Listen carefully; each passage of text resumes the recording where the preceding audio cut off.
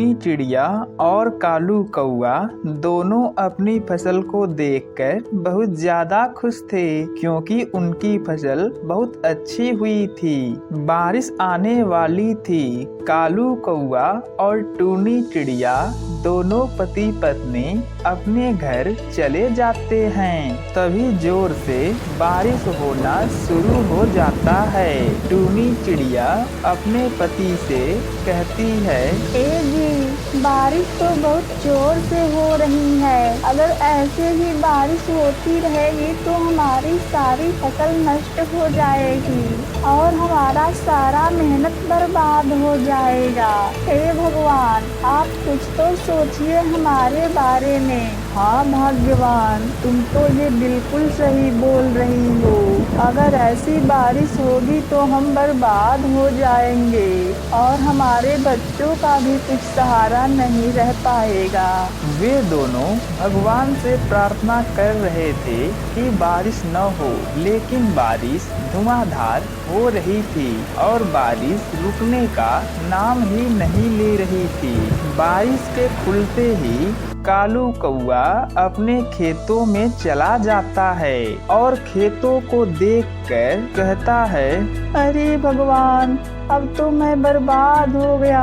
अब हम कैसे जिएंगे? हमारी तो सारी फसलें खराब हो गई। अब मैं क्या करूँगा? चलो मैं सबसे पहले टूनी को बताता हूँ। फिर कालू कौआ वहाँ से टूनी के पास चला आता है और बोलता है, अरे भाग्यवान, हमारी तो सभी फसल खराब हो गई। अब बताओ हम क्या करेंगे?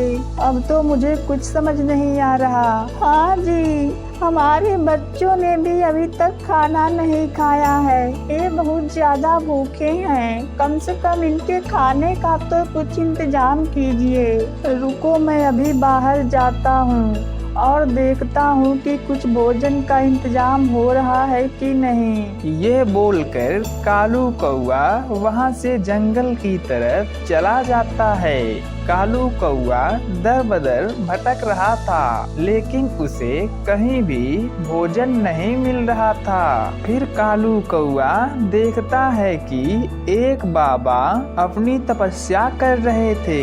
वहीं पर एक लकड़हारा पक्षी पेड़ को काट रहा था। तभी कालू वहां जाता है और उस लकड़हारे को मारकर वहां से भगा देता है। इतने में ही बाबा की तपस्या भी हो जाती है।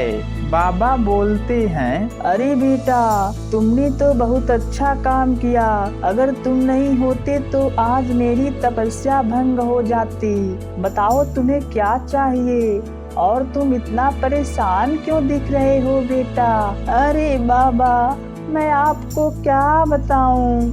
बारिश की वजह से हमारी सारी फसल खराब हो गई।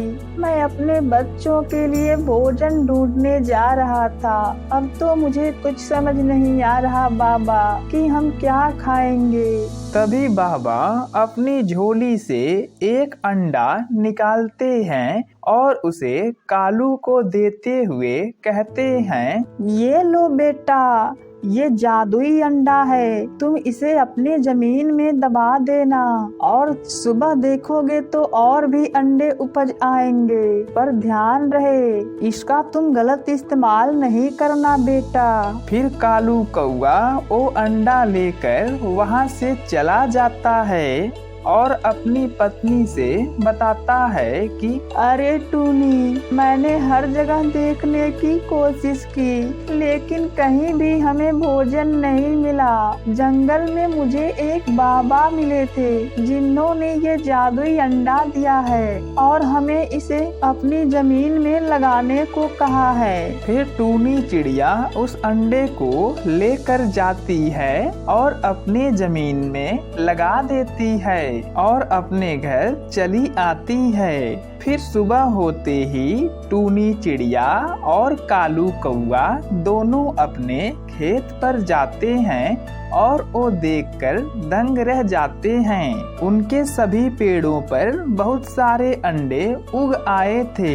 टूनी चिड़िया बोलती है, ये जी, ये देख रहे हैं आप, हमारे खेत में कितने अंडे हैं। अब तो इन्हें बेचकर हम अच्छे पैसे कमा लेंगे और हमारे बच्चे भी भूखे नहीं रहेंगे। चलिए अब इन अंडों को हम बाजार में बेचेंगे।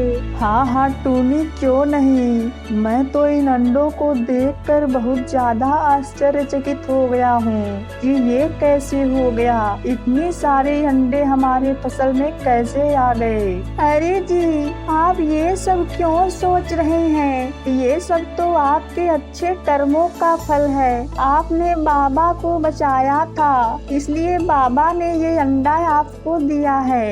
फिर वे दोनों अंडे को तोड़कर मार्केट में लेकर जाते हैं और मार्केट से बेचकर भोजन और पैसा लेकर अपने घर चले जाते हैं और भोजन अपने बच्चों को खिला देते हैं। इस प्रकार से उनका रोज का यही काम था। अब उनका परिवार भी अच्छा से चलने लगता है।